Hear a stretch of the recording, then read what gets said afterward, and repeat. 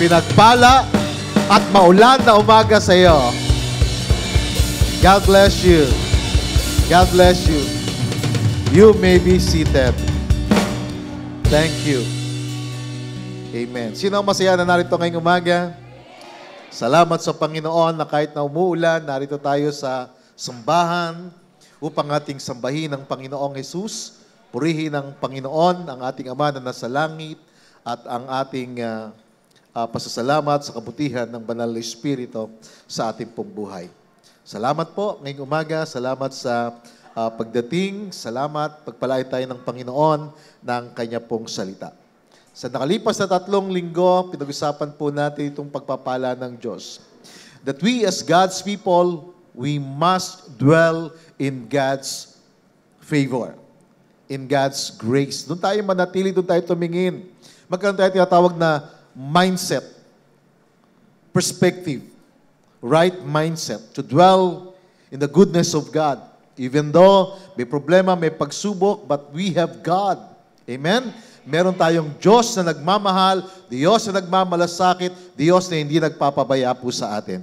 Amen? Pakisabi sa katabi mo, mahal na mahal ka ng Diyos. He has chosen you, pinili niya tayo before the beginning of time. He predestined us to adoption as sons and daughters of God, and He accepted us. He made us accepted in the Beloved. In other words, since you are accepted in the Beloved, you are God's beloved people. You are God's beloved son. You are God's beloved daughter. Amen? Can we give God the praise? So ngayong sandali, pag-usapan po natin ito pong the blessing of redemption. Itong pagpapala ng pagtubos ng Diyos sa atin. Lahat ng sumampalataya sa Panginoong Hesus, lahat ng nakipag-isa kay Jesucristo ay tinubos ng Panginoon. Walang pag-aalinlangan doon. Lahat ng sumampalataya, lahat ng nagtiwala, lahat ng tumanggap kay Jesucristo bilang tagapagligtas at Panginoon ng kanyang buhay ay tinubos ng Panginoon, ginawang kaisa ng Panginoon sa kanyang biyaya. Purihin ang Panginoon. So today, I will preach on this subject about the blessing of redemption. Redemption is the most glorious work of God. Ito yung pinakamatinding gawa ng Diyos, yung redemption. Opo, masigit pa ito sa creation. Sa creation kasi, nagsalita lang ang Diyos at nabuo na ang lahat ng bagay, nalikha na lahat ng bagay. Pero sa redemption, it cost Him the life of His beloved Son to redeem us. Talaga namang ang buhay ng ating Panginoong Hesus ang naging halaga upang tayo po ay tubusin. Kaya napakaganda, napakahalaga na talagang ma-recognize mo, kilalanin mo talaga sa iyong buhay ang ginawa ng Panginoong Hesus. That is why we are forever grateful to Him. So redemption is the blessing of God, mga kapatid. Ang katubusan o yung pagtubos sa atin, pagpapala ito ng Diyos. Kaya ako talaga yung tinubos ako ng Panginoon, no, naintindihan ko yon. No, ako'y masaya, ako'y nagpapasalamat sa Panginoon. And of course, redemption is an act of the abundance of His grace. Ito'y gawa ng kasaganaan ng kanyang biyaya. Tayo naligtas ayon sa biyaya ng Diyos dahil tayo po ay sumampalataya sa Kanya. So tingnan po natin sinasabi ng banal na kasulatan sa aklat ng Efeso, kabanatang 1, talatang 7 hanggang 8. Ito pong sinasabi ng salita ng Diyos sa magandang balita Biblia. Sabi po rito, tinubos tayo ni Kristo. Ikaw at ako ay tinubos ni Kristo. Ikaw at ako na sumampalataya kay Kristo ay tinubos niya. Ikaw at ako na nakipag-isa kay Jesucristo ay tinubos niya. Tinubos tayo ni Kristo sa pamamagitan ng kanyang dugo at pinatawad ang ating mga kasalanan. Purihin ang Panginoon. Pinatawad ang ating mga kasalanan. Ganoon kasagana ang kanyang kagandahang loob na ibinuhos niya sa atin ayon sa kanyang karunungan at kaalaman. In the English version, it says, in Him, in Christ, we have redemption. Kay Kristo, meron tayong katubusan. Si Kristo ang tumubos sa atin. We have redemption through His blood. Sa pamagitan ng kanyang dugo, the forgiveness of sins according to the riches. Take note of that. You will highlight that. according to the riches of His grace, which He made to abound toward us in all wisdom and prudence. So sa mga binasa natin ito, makikita natin dito yung tinatawag na benepisyo. Yung kapakinabangan ng pagtubos niya sa atin. Ang daming benepisyo nun. Pero tatlong bagay makikita po natin dito po sa mga talatang ito. So the question today is this: what are the benefits of our redemption? Ano yung mga benepisyo? Ano ba yung mga pakinabang, no, na talaga namang nasa atin na ipagpapasalamat natin sa Panginoon? Ano itong mga benepisyo na ito? Unang-una, mga kapatid, ang unang benepisyo ay yung tinatawag na kalayaan. Freedom from the penalty and power of sin. Tomorrow, ang ating pong bansa, ating gobyerno ay mag-celebrate ng freedom, no? Independence Day. Pero ang pinakamahalagang kaugnayan ng freedom ay yung talagang ikaw ay pinalaya mismo mula doon sinatawag na kaparusahan. Mula doon sinatawag na kapangyarihan ng kasalanan, kalayaan, mula sa parusa at kapangyarihan ng kasalanan. Ito yung unang-unang benepisyo, pakinabang ng pagtubos ni Kristo sa atin sa pamagitan ng kanyang dugo. Tingnan natin yung ating pong text. See, redemption means that Christ paid the price to free us from the penalty and the power of sin. No? Yun po yung redemption, na pinalaya ka, tinubos ka, binayaran ka. Mula doon sa kaparusahan, mula doon sa kapangyarihan ng kasalanan. Ito sinasabi ng ating text, Ephesians 1 verse 7, first sentence, it says, in Him we have redemption through His blood. Meaning, in Christ. Kaya nga, ang ganda ng position na kay Kristo ka. Kay Kristo meron kang katubusan. Kay Kristo meron kang pagpapala ng katubusan. Kay Kristo, tinubos ka niya sa pamagitan ng kanyang banal na dugo. Now, the word redemption in Greek is apolutrosis. Sabihin natin, apolutrosis. Ayan. Apo means from, and lutro means redeem. You are redeemed from what? Take note of this. Redemption literally means to redeem or to buy out from being a slave.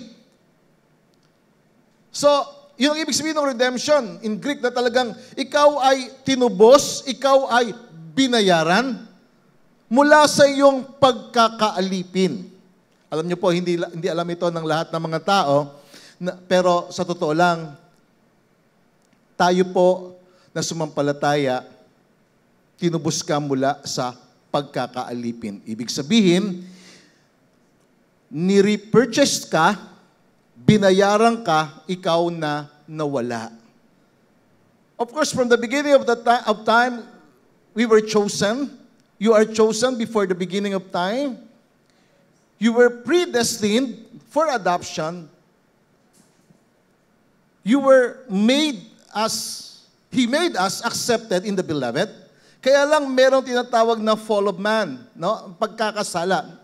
Ang tao ay nagkasala, ang tao nagdisobey sa Diyos, kaya ang tao nawala, naligaw. Okay? Pero hindi ito naintindihan ng tao na nung naligaw siya, naging alipin siya ng kasalanan. Kaya nga, ang ibig sabihin, ang term ng redemption, ang reference na binabanggit dito, binayaran ka, binili ka, may nagbayad sa'yo. Kaya nga yung word na apolutrosis or redemption was used in secular Greek as a technical term for money paid to buy back. Ginagamit itong technical term para sa pagbili o pagbabayad o pagpapalaya ng isang prisoner para siya bigyan ng emancipation or liberation or freedom from subjection or domination or to free from restraint or control or the power of another. Yung pagiging isang slave, merong kumokontrol sa'yo. Merong umaalipin sa'yo. Kinakailangan mong maintindihan na merong nagbayad sa'yo para maalis ka sa pagkakaalipin. Kaya nga, if we are redeemed, then our prior condition was one of slavery. Alipin tayo. Saan tayo alipin? Sino umaalipin sa atin? Tingnan po natin sinabi ng Panginoong Hesus sa John chapter 8, verse 34. Sabi ng Panginoon, Jesus replied, Very truly I tell you, everyone who sins is a slave to sin. In other words, siya na nagpa-practice, siya na gumagawa ng kasalanan, siya na namumuhay sa kasalanan, siya ay alipin ng kasalanan. Maraming tao hindi nila ito alam, pero control sila, subject sila, under sila sa control ng kasalanan. Kaya kapag patuloy kang gumagawa ng kasalanan, nagiging habit mo yung paggawa ng kasalanan, nagiging alipin ka na nun. Kaya may mga tao, alipin ng bisyo, alipin siya ng panonood ng malaswa, alipin siya ng gawa ng kasalanan. Hindi nila naintindihan, but control sila noon. So, ang bawat gumagawa ng kasalanan ay alipin ng kasalanan. Slave. Kaya sabi ng Panginoong sa John 8:36, so if the Son sets you free, you will be free indeed. Kapag pinalaya ka ng anak, ikaw ay totoo, magiging ganap na malaya. Kaya ang nagpapalaya ay ang Panginoong Jesus.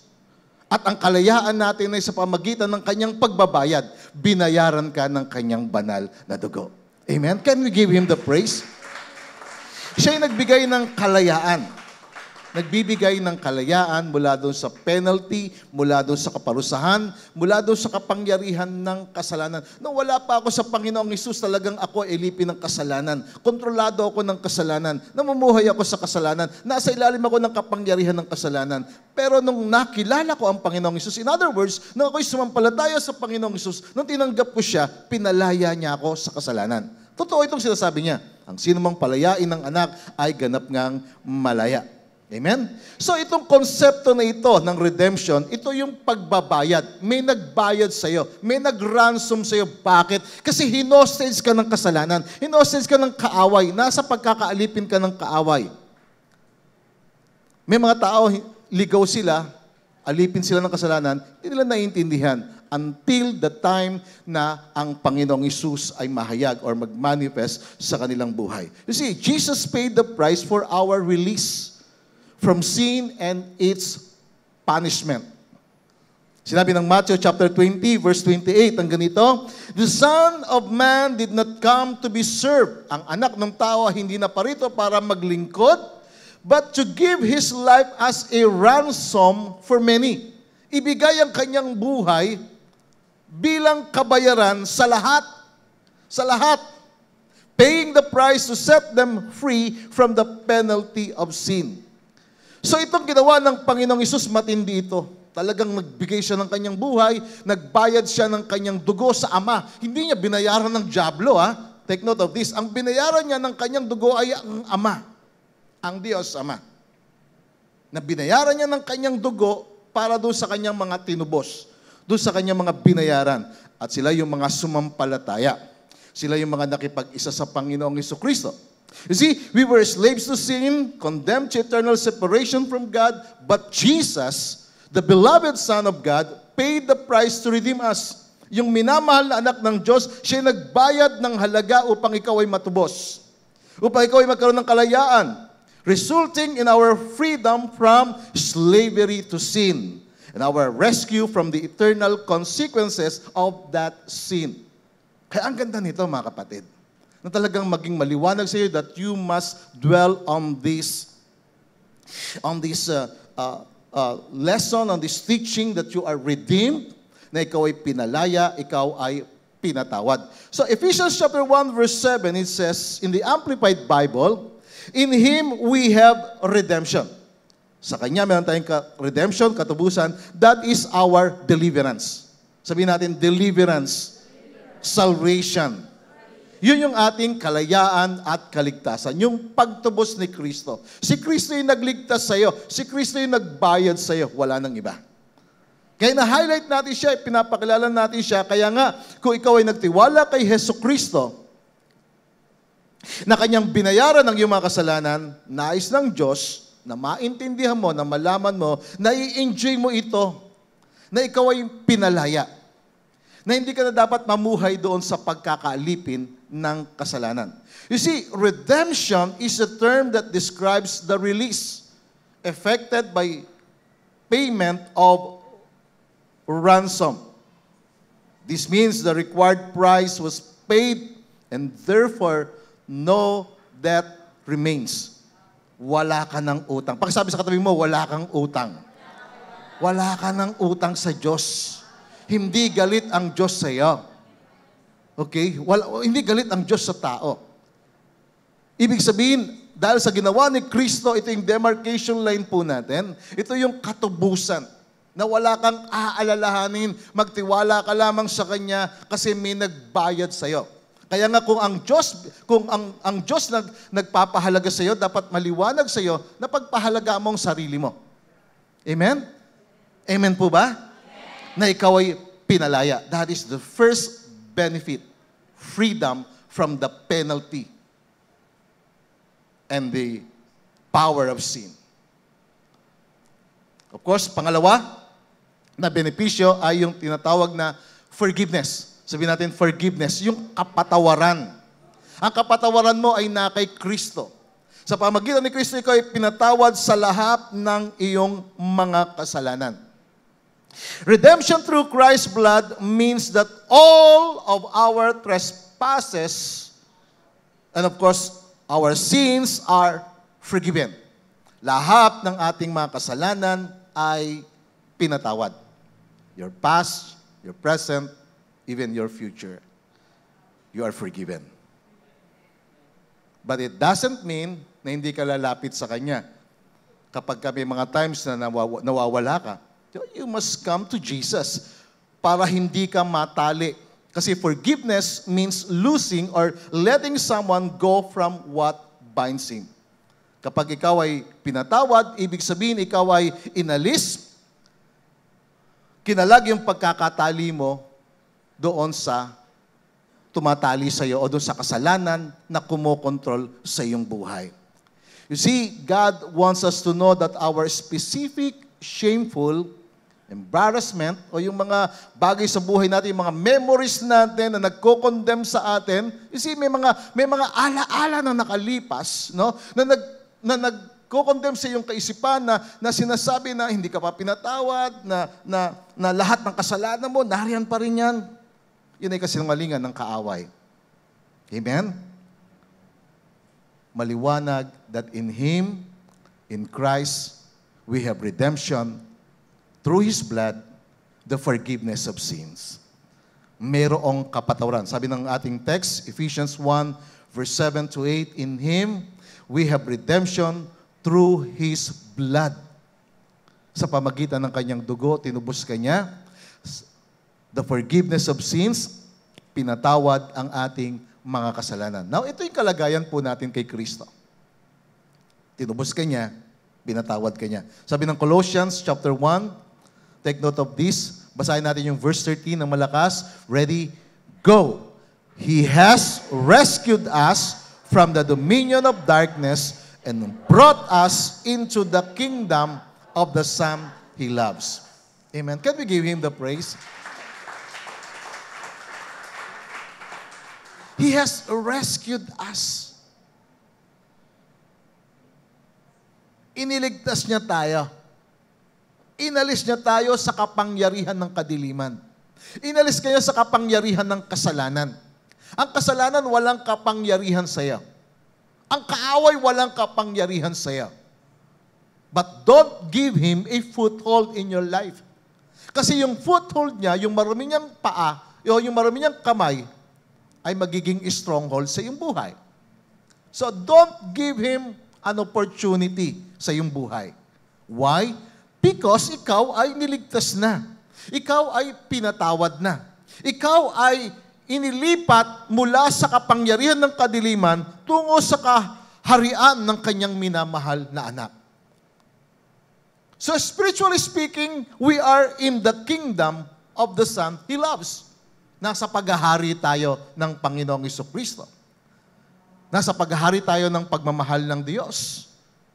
At yung tinatawag na culmination nun ay doon na sa pagdating ng panahon na makasama na natin siya sa kaharian na yun.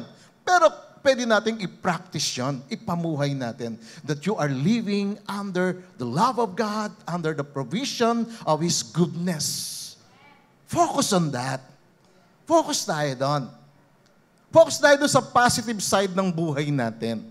Hindi natin dinidiscount, hindi natin minimenos yung mga bagay na nangyayari sa buhay natin, yung mga pagsubok, yung mga trials, may problema, of course. Pero huwag natin kalilimutan na yung laban natin, laban ng Diyos yun. Amen? Sa panahon na ikaw ay lumalaban, ang nakikipaglaban sa iyo ang Diyos. Ang kailangan mo lang gawin, no? Be strong in the Lord and in the power of His might. Put on the whole armor of God that you may be able to stand against all the wiles of the devil. Merong digmaan, merong labanan. Ang kailangan lang isuot lang natin yung ating kasuotan sa Diyos. Bakit? Kasi anak ka ng Diyos, pinatawad ka niya. Meron kang kasuotan. Spiritually speaking, you must put on the truth in your life, the belt of truth. Put on the righteousness in your life. Isuot mo yung katuwiran sa iyong buhay. Isuot mo yung kapayapaan sa iyong buhay. Isuot mo yung panangga ng pananampalataya. Isuot mo yung helmet ng kaligtasan. Gamitin mo yung tabak ng Espiritu. Yun yung whole context ng book of Ephesians. And of course, ng Colossians.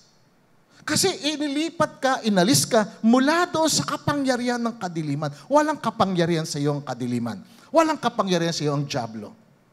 Unless, bibigyan mo ng opportunity.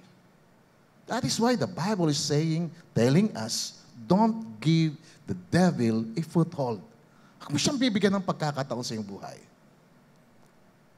Iwaksi mo yung kaisipan sa mga bagay ng mundo. Huwag kang makiayon sa mundo. Magbago ka ng kaisipan. Lahat tayo pinanganak na ipinanganak tayo sa kasalanan. Of course, kasi nga ang kasalanan ay nasa mundo. Pero purihin ang Panginoon. Dumating sa iyo ang ebanghelyo ng kaligtasan. Dumating sa iyo ang mabuting balita na si Jesucristo ay nagtubos o nagbigay ng kanyang buhay sa iyo. Tumagas ang kanyang dugo para sa iyo. Without shedding of the blood, there is no forgiveness. Kaya nga dahil tumagas ang dugo ni Jesus, may kapatawaran sa ating mga kasalanan. Kahit huwag mong hayaan ng kaaway. Huwag mong hayaan yung mga circumstances sa iyong buhay na i-condemn ka. Nasasabihin sa iyo, walang mangyayari sa iyo, paulit-ulit na lang ang buhay mo. No, hindi. Dwell on God's goodness. Amen? Purihin ng Panginoon. Kaya sabi rito, He has rescued us from the dominion of darkness and brought us into the kingdom of the Son He loves. Verse 14, in Him or in whom we have redemption, through His blood, take note of this, the forgiveness of sins. Lahat ng kasalanan, pinatawad.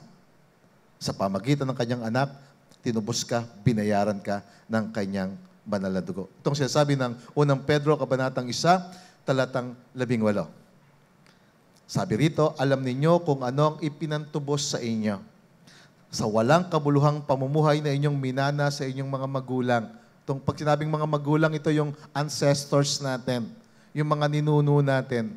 Sila'y nagpasa sa atin ng mga walang kabuluhang paraan ng pamumuhay. Bakit? Kasi hindi sila nakakilala sa Panginoon. But praise the Lord. No? Binigyan ka ng pagkakataon, binigyan tayo ng pagkakataon na maintindihan natin na merong tumubos sa atin. Ang sabi rito, tinubos kayo hindi sa pamamagitan ng mga bagay na nasisira, tulad ng ginto o pilak, kundi sa pamagitan ng mahalagang dugo ni Kristo, siya'y tulad ng korderong walang dungis at kapintasan. With a precious blood, precious, napakalagang dugo ni Kristo na walang blemish, without blemish or defect. Perfect.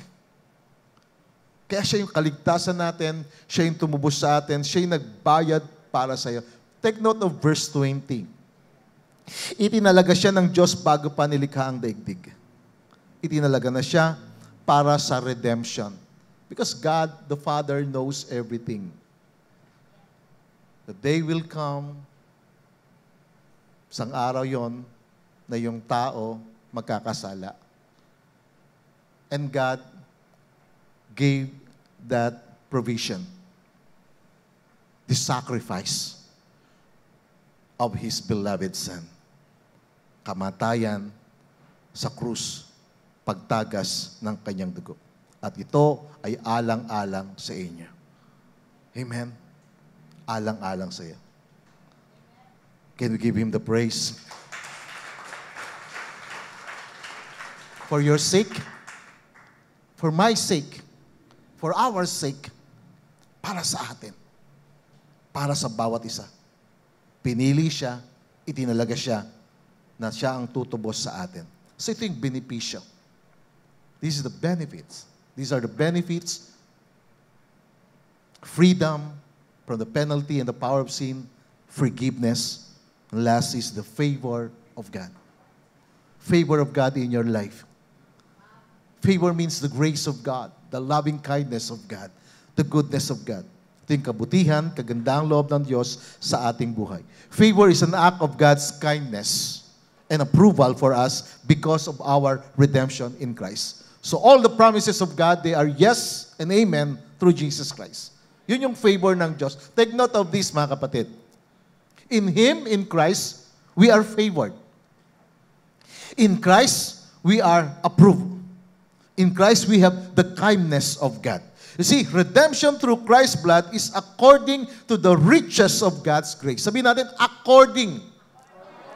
According to the riches of God's grace, which He made to abound toward us. Take note of that. Verse 7 ng Ephesians chapter 1. In Him, we have redemption through His blood, the forgiveness of sins, according to the riches of His grace. Ayon sa kayamanan ng Kanyang biyaya. Verse 8, it says, which He made to abound toward us in all wisdom and prudence. Na ito'y Kanyang pinasagana sa pamagitan ng Kanyang karunungan at kaalaman. Notice of the word, according to the riches of His grace, which He made to abound toward us. He made to abound toward us. Imagine, yung biyaya ng Diyos, yung kasaganaan ng biyaya ng Diyos, talagang ibinuhos niya sa lahat. Ayon sa Kanyang karunungan. Ayon sa Kanyang kaalaman, ayon sa Kanyang kalooban. Binuhos ng Diyos. Ano ibig sabihin nun? Ibig sabihin nun, pagdating ng panahon ng tao harap sa Diyos, walang may dadahilan ng tao. Binigay ng Diyos ang lahat para sa katubusan, kaligtasan ng tao. But still, discretion, decision ng tao kung siya'y mamumuhay doon or hindi. It's still our responsibility. Responsibilidad ng tao kung siya'y magdodwell doon, mananatili doon. But of course, the good news is according to the riches. Ibig sabihin nun, unlimited yon. When God gives grace to His church, to His people, He doesn't just give from His grace a short or one-time generous gift. Hindi one-time yung Kanyang generous na pagbibigay. He gives according to His riches. Ayon sa Kanyang biyaya, ayon sa kayamanan ng Kanyang biyaya. It means unlimited reservoir of God's grace and favor made available to us. Take note of the word unlimited. Ano ibig sabihin ng unlimited?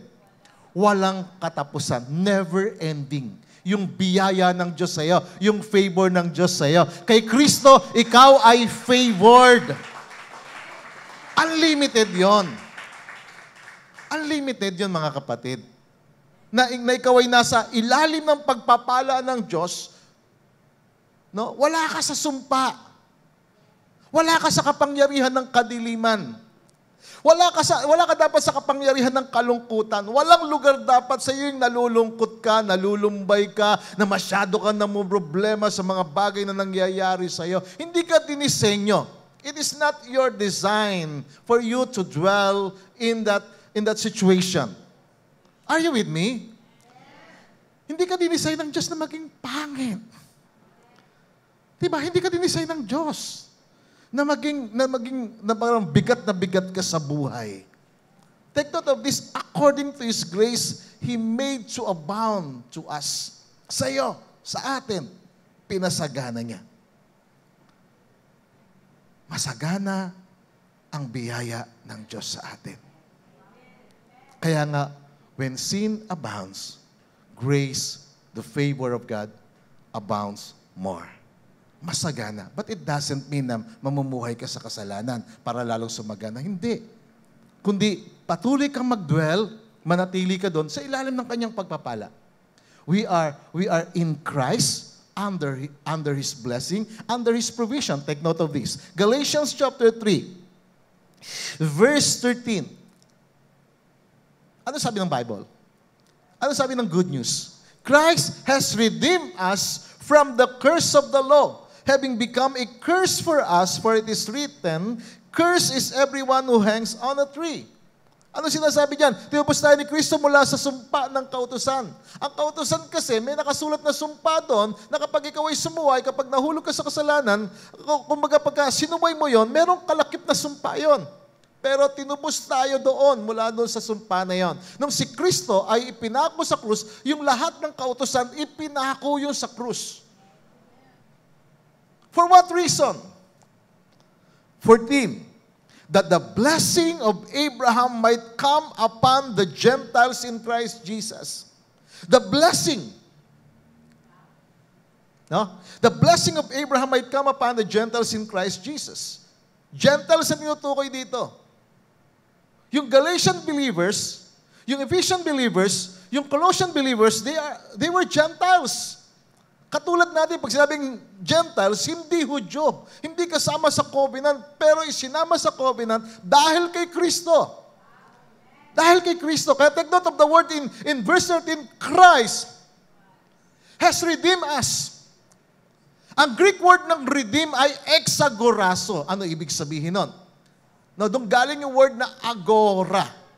Exagorazo. Ibig sabihin, ex meaning out of. Parang sa pamilihan, di ba? Sa Agora Market, kapag may binili kang isang bagay, binayaran mo yung bagay na yun, kinuha mo na yan bilang pag-aari mo. Sa'yo na yon.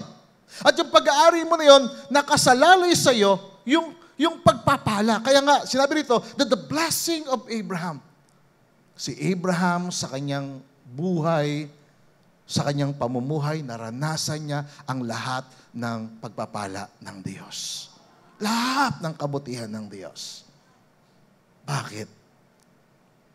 Kasi si Abraham ay tinawag na kaibigan ng Diyos.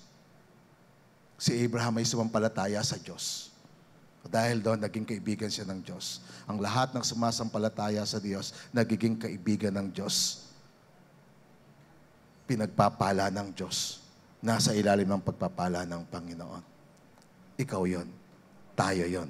Amen? Purihin ang Panginoon. Kaya mga kapatid, napakaganda ng redemption eh. Maikli lang ito, pero pinapaunawa sa atin yung basic nito. Na ikaw ay pinalaya. Malaya ka. At hindi ka dapat magpaalipin sa kasalanan at sa gawa ng kaaway. Dahil ikaw ay pinalaya na. Malaya ka na. Tinubos ka, binayaran ka. At nais ng Diyos na manatili ka sa kanyang biyaya, sa kanyang favor. Bakit? Kasi pinatawad ka niya so that the blessing of God will truly manifest in your life. Mga kapatid, it's about mindset.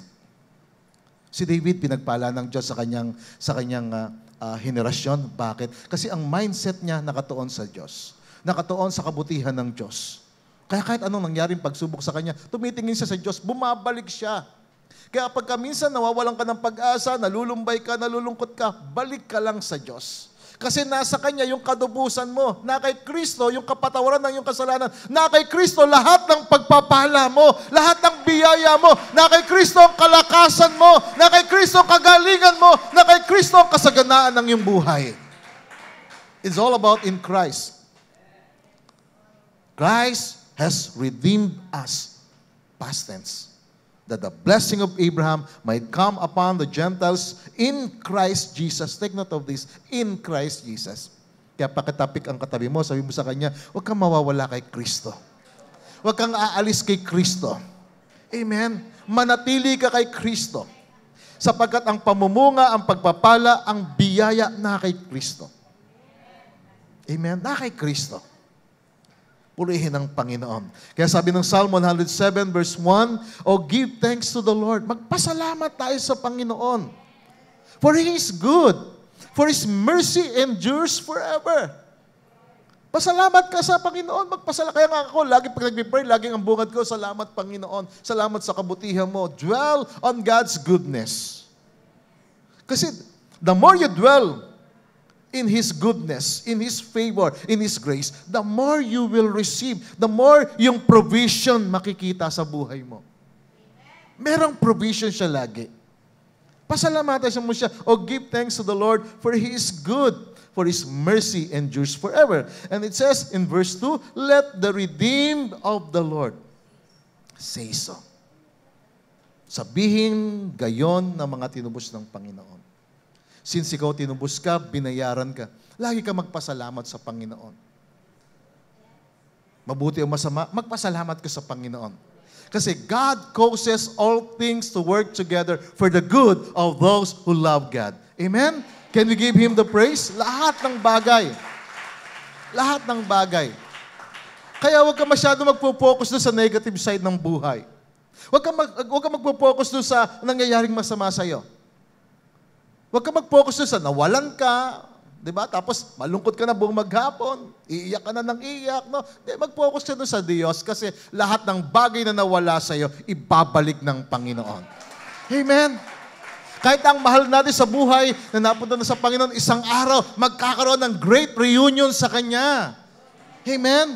Kaya nga maganda sinabi sa communion natin, tayong sumasampalataya, nakipag-isa kay Kristo, tayo po, kapag namatay tayo, mabubuhay tayong muli, magsasama-sama, lahat ng sumasampalataya, lahat ng mga naging kaisa ni Kristo. At itong ipamuhay natin. At ito ang dapat makita sa atin. Makita sa iyo na ikaw ay tinubos. Pinatawad. Pinalaya, pinatawad. Pinagpala ka. Pinagpala ka. You are deeply loved, highly favored. Talagang matindi ang pagmamahal ng Diyos sa iyo. You are blessed. Meron ako isang nabasang kwento ng isang mag-ama. Itong mag-ama na ito na talagang bonding sila lagi, no? Itong magtatay nito, magkasama sila lagi. Kahit saan sila pumunta, magkasama silang lagi. Isang araw, silang mag-ama ay gumawa ng isang napakagandang bangka. Talagang yung bangka na yun, naging masterpiece nilang mag-ama. So yung bangka na yun, nilalaro ng anak at doon sa ilog, dinala niya at tuwang-tuwa siya sapagkat napakaganda ng kanyang boat o yung kanyang bangka. Isang araw, nung nilagay niya doon yung kanyang bangka sa ilog na yun, biglang merong malakas na ragasa ng tubig. So yung bangka niya, tinangay ng malakas na agos hanggang tinangay doon sa napakalaking lawa. Hindi na nakita ng bata yung kanyang napakagandang bangka. Isang araw, napunta siya doon sa syudad at pumunta siya sa isang butik.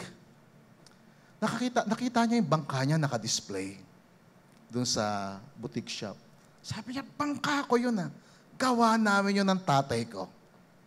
So pumasok siya doon, kinausap niya yung may-ari, yung manager, sabi niya, ito hong bangka na naka-display sa inyo ay sa akin ho. Ako at ang tatay ko ang gumawa. Pero sabi nung may-ari, sabi nung manager, sabi niya, hindi ko maibibigay sa iyo yan. Sabi ng bata, bakit ho? Kasi may nagbenta sa akin yan, binayaran ko siya. Kaya hindi ko maibibigay sa iyo unless bayaran mo. Sa bata, umuwi siya sa kanila, ginawa niya, nag-ipon siya ng maraming pera. Sabi niya, huwag niyo ibebenta sa iba yan, pag-ipunan ko yan, sabi niya. So nag-ipon siya, nakaipon na siya at bumalik siya doon, kasama niya na yung tatay niya. So, binigay niya. At nung binayaran niya yung bangka na yon, tuwang-tuwa yung bata. Niyakap siya yung tatay niya, tuwang-tuwa siya. Sabi ng bata, kami ng tatay ko ang gumawa ng bangka na ito. Kami nag-create sa kanya. Pero nawala siya. Ngayon, binayaran ko siya para manatili siya sa amin. Ano ibig sabihin nun? Ang ibig sabihin nun, sa atin, sa bawat isa sa atin, may gumawa sa iyo. Nawala ka. Pero binayaran ka, tinubos ka niya para maibalik ka sa kanya. Amen? That is the beauty of the grace of God for us, the blessing of redemption. Let us bow our head. Let us close our eyes. Let's pray. Lord, thank you so much for your word. Thank you for the blessing of redemption. Binayaran mo kami. Binayaran mo, Panginoon, ang aming buhay, ang aming pong buong buhay ng iyong banal na dugo. Salamat, tinubos mo kami. Salamat po, Panginoon. Lord, thank you so much for your goodness. Thank you, Lord. Habang mga uli na kayo ko, mga matay na kapikit, nais kong ibigay ang pagkakataon na ito, kung meron man dito na hindi ka pa sigurado kay Kristo, or maging sa ating online service na wala pa si Hesus Kristo sa iyong puso. Hindi mo alam, alipin ka. Saan ka alipin? Maaaring alipin ka ng bisyo, alipin ka ng kasalanan, alipin ka ng kaaway, pinahihirapan, sinisira ang iyong buhay. Kaibigan, kapatid, mayroong nagmamahal sa iyo. At ang nagmamahal na yon ay ang Diyos. Sabi sa banal na kasulatan, 1, Kabanatang 3, talatang 16, gayon na lamang ang pag-ibig ng Diyos, ang kanyang matinding pagmamahal sa lahat ng tao, upang ang sino mang sa kanya'y sumampalataya, hindi mapapahamak, kundi magkakaroon ng buhay na walang hanggan. Ginawa na ng Diyos ang lahat, ibinuhusan ng Diyos ang lahat ng kanyang biyaya. Ang kailangan lamang natin gawin, sumampalataya. Makipag-isa kay Jesucristo. Bakit? Kasi na kay Kristo ang lahat. Ang lahat ng kapangyarihan, ang lahat ng pamamahala, ang lahat ng pagpapala, ang lahat ng kabutihan, na kay Kristo. At kapag ikaw ay nakipag-isa kay Jesucristo, mararanasan mo lahat ng kabutihan ng Diyos sa iyong buhay. Habang mga uloy na kayo ko, mga matay na kapikit, first time, second time, or sa online service, tanggapin mo si Jesucristo. Gawin mo siyang Panginoon at tagapagligtas ng iyong buhay. Sumunod ka sa akin sa panalangin na ito, sabihin mo, Panginoong Jesus, sumasampalataya ako sa iyo. Ikaw ang binigay ng Diyos Ama sa amin, sa akin. Ikaw ang nagbayad ng aking mga kasalanan doon sa krus upang ako'y magkaroon ng kalayaan mula sa kapangyarihan ng kasalanan at sa kaparusahan ng kasalanan. Ikaw ang nagpapatawad, patawarin mo ko sa lahat ng aking mga kasalanan. Ikaw ang nagpapala, pagpalain mo po ako ng isang binagong buhay, ng isang masaya at mapayapang buhay. Maghari ka sa aking buhay, Panginoong Hesus. Salamat po sa pagpapatawad, pagtubos at pagliligtas mo po sa akin. Sa makapangyarihang pangalan mo po, Panginoong Hesus. Amen. Amen. O Diyos, salamat po sa mga nanalangin. Salamat po sa bawat isang narito. Dalangin ko, Panginoon, ang pagragasa ng iyong makapangyarihang pagkilos at pagpapala sa buhay ng bawat isa. Sa pangalan ng Panginoong Hesus. Amen. Amen.